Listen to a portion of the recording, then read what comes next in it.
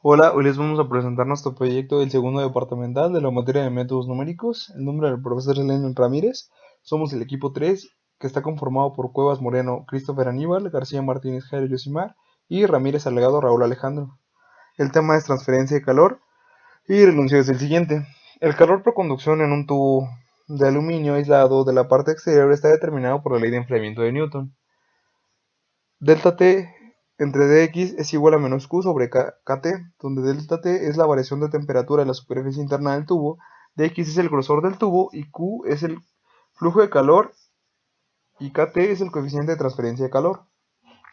No se logra obtener el flujo de calor debido a que se desconoce el kt, sin embargo se obtienen ciertas temperaturas a diferentes grosores del tubo obteniendo la siguiente tabla. En la tabla podemos observar que la temperatura se encuentra dada en grados centígrados en un intervalo de 50 a 20 grados centígrados y el grosor se encuentra dado en centímetros de 0 a 1.9 centímetros. Inciso A. Calcula el valor de delta T total del grosor de la tubería mediante métodos numéricos de integración. Resolución. Se utilizarán los métodos numéricos de trapecio, Simpson 1/3 y Simpson 3/8. En el caso de 4 más intervalos seguidos del mismo tamaño, se aplicará Simpson 3/8. A los siguientes 3 intervalos seguidos se les aplicará Simpson 1/3.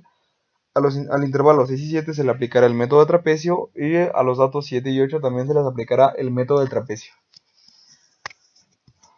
Para el intervalo 1 tenemos los primeros 4 intervalos. Aplicamos el método de Simpson 3/8. El intervalo 1 se encuentra definido en la integral de 0 hasta 0.9. Esto es aproximado a 3/8 que multiplica h, que es el espacio entre los intervalos, y todo esto multiplica la función evaluada en la primera temperatura, más 3 veces la función evaluada en la segunda temperatura, más 3 veces la función evaluada en la tercera temperatura, más la función evaluada en la cuarta temperatura. Revisando la tabla y haciendo las sustituciones, decimos que el intervalo 1 es aproximado a 3/8 que multiplica 0.3, que es el h, y todo esto multiplica 50 más 3.3 por 45 más 3 por 43 más 34. El intervalo 1 entonces es igual o aproximado a 39.15 grados centígrados. Ahora, para el intervalo 2, que va del dato 4 al 6, aplicamos el método de Simpson 1/3. Esto está definido en los límites de integración de 0.9 a 1.3, y esto es aproximado a h, el espacio entre ellos, entre 3, que multiplica la función en la primera temperatura que está en 0.9, más 4 veces la función de la siguiente temperatura, más la función evaluada en la tercera temperatura. Revisando y sustituyendo con los datos de la tabla, obtenemos que el intervalo 2 es aproximado a 0.2 entre 3, que multiplica 0.3 más 34 por 34 más 4 por 30 más 29. Entonces el intervalo 2, realizando las operaciones, obtenemos que es igual o es aproximado a 12.2 grados centígrados. Ahora, para el intervalo 3, que va del dato 6 y 7, aplicamos el método del trapecio. Este está definido en la integral del dato 1.3 al 1.4, y esto siendo aproximado a h entre 2, que multiplica la función de la temperatura en 1.3 más la función de la temperatura en 1.4.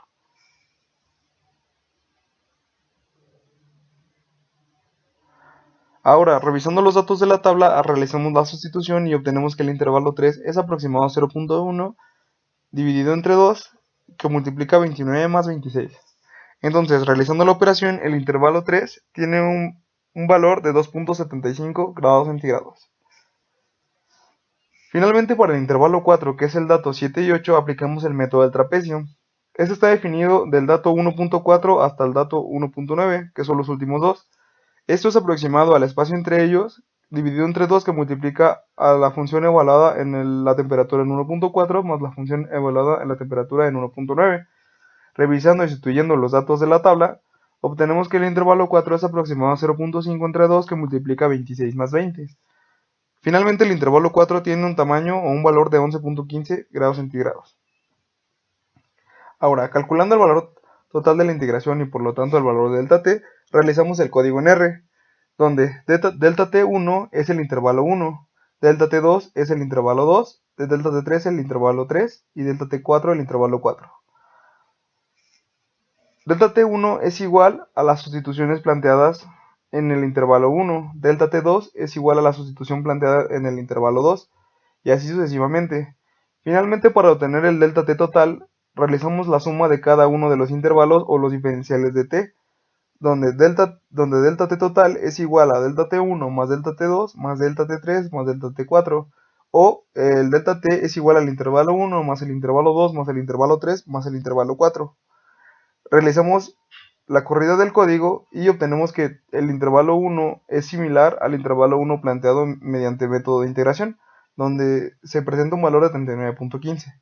Para el intervalo 2 o delta T2 tenemos que es de 12.2, para el intervalo 3 o delta T3 es de 2.75 y para el intervalo 4 o delta T4 es de 11.5. Ahora, realizando la suma de todos los intervalos obtenemos que el delta T total es de 65.6 grados centígrados, donde se expresa que delta T es igual a la suma de I igual a 1 hasta 4 de DTI, donde el delta T es igual a 65.6 grados centígrados en el tubo. Bueno, ahora vamos a ver el código de R. Bien, aquí en el código de R tenemos el nombre el número del equipo, los integrantes, tenemos el planteamiento del problema, tenemos las ecuaciones planteadas, tenemos la tabla y tenemos la solución también planteada, tenemos cada una de las fracciones y los métodos a utilizar. Ahora, para el intervalo 1 tenemos el planteamiento del intervalo 1 y también tenemos la sustitución con los datos de la tabla y tenemos la resolución para el intervalo 1. Para el intervalo 2 también tenemos el planteamiento, tenemos la sustitución y la solución. Para el intervalo 3 también. Y para el intervalo 4 también. Ahora, aquí podemos ver el código en R donde definimos los datos planteados en cada uno de los intervalos.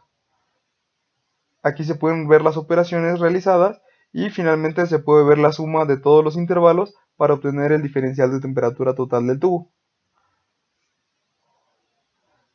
Bueno, eso sería todo. Agradecemos su atención y espero que lo hayan disfrutado. Nos vemos a la próxima.